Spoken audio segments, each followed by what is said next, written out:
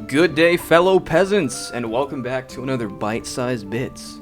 Today we're going to be continuing the reading of A History of Central Banking and the Enslavement of Mankind. I'm not going to be reading the entire book. This is solely for providing a brief introduction to the book in hopes of sparking your interest. I will leave a link to the free audiobook in the description. This is Chapter 1, Part 1.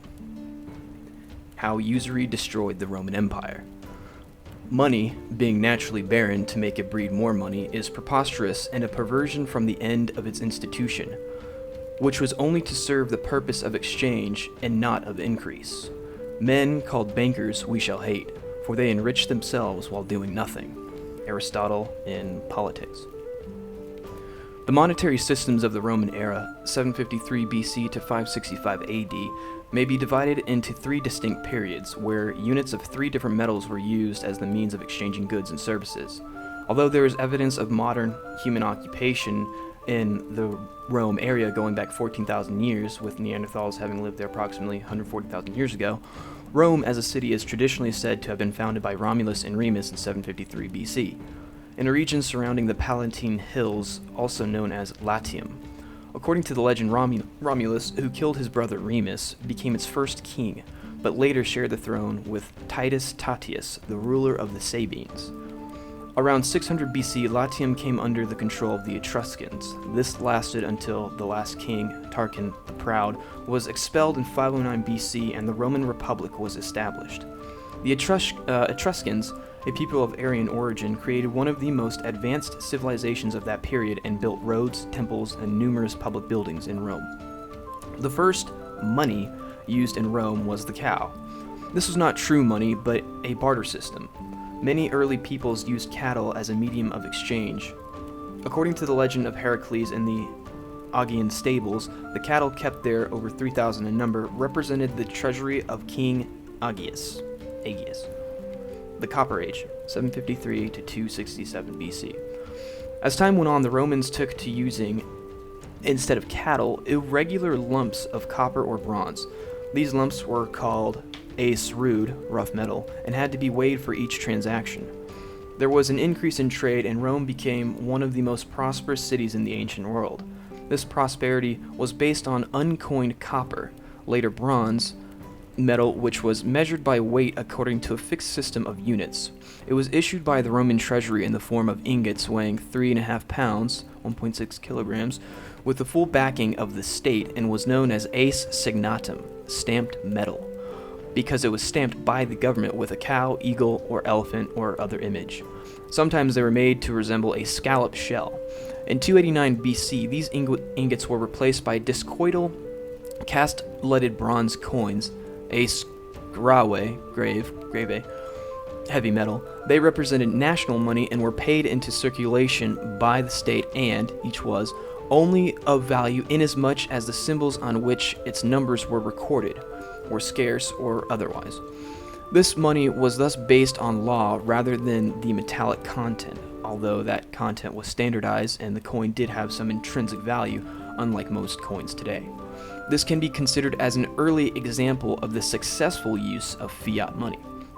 While fiat money is much criticized in some quarters, for example by the followers of Austrian economist Ludwig von Mises, there is nothing wrong with it as long as it is issued by the government, not by private bankers, and is carefully protected against counterfeiters. Non-fiat money, in contrast, has the serious drawback that whoever sets the prices of gold and silver, i.e. private bankers, can control the nation's economy.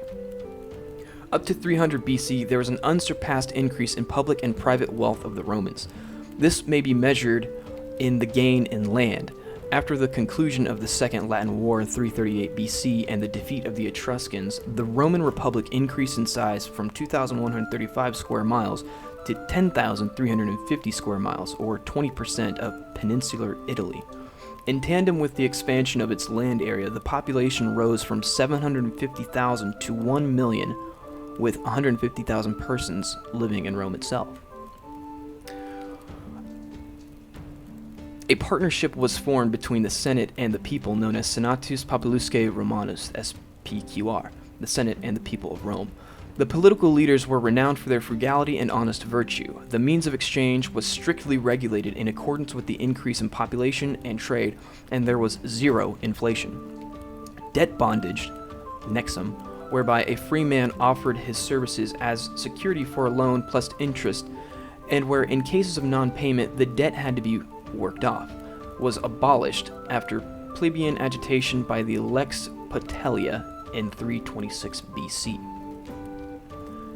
The Silver Age, 267 to 227 BC. The traditional money system was destroyed in 267 BC when the patrician elite obtained the privilege to mint silver coinage.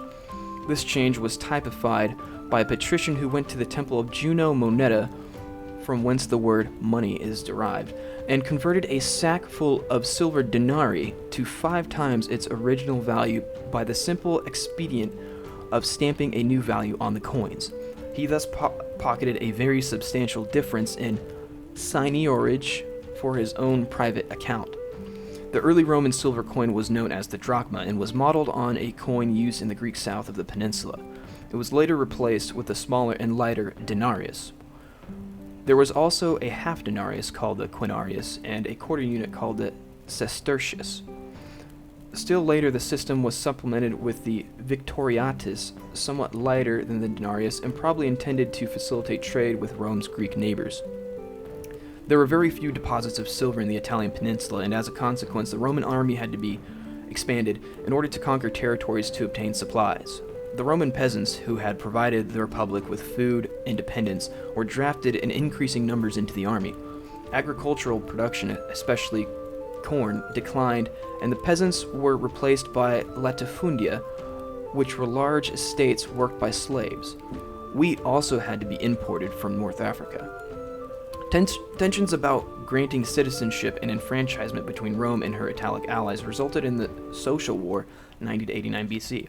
This lack of enfranchisement had led to the fragmentation of Roman society and the alienation of the working-class citizens, who were treated as chattel and who had no responsibilities and therefore no commitment towards the state. Until as late as the Second Punic War, 218 to 201 BC, they were not allowed to serve in the army. This is a classic example of a society which had been monetarized. The Republic was weakened and there was increasing despotism. Piracy became a major problem, with raids taking place on the coast, villas being sacked, and travelers kidnapped. Violence became endemic, and gangsters and terrorists were active in Rome, as there was no police force to maintain law and order. These are inevitable consequences of a society in which money has become the highest ethos. There was also political intrigue amongst the elite. Economic deprivation caused discontent amongst the poor, who were increasingly slaves from North Africa, and social unrest. This turmoil culminated in the revolt led by Spartacus in 73 to 71 BC. The first and second revolts were in 135-132 BC and in 104 to 100 BC. The Jewish role in the collapse. The first known Jews who arrived in Rome in 161 BC were Yehuda and Maccabee. These early Roman Jews employed themselves as craftsmen, peddlers, and shopkeepers. In the last occupation, they also indulged in money lending. As a community, they lived separately in apartments. They governed themselves according to their own laws and were exempt from military service. How about that? In 139 BC, the Jews who were not Roman citizens were expelled by Praetor Hispanus for proselytizing, but they soon returned. In 19 AD, by means of a Senatus Consultum, Emperor Tiberius expelled 4,000 Jews who had been involved in various scandals, but none of these expulsions was properly enforced, and their continued presence, in particular as usurers, would play a significant role in the decline and collapse of the Roman Empire. This is the end of Chapter 1, Part 1. Thank you all for watching, and I'll see you peasants later.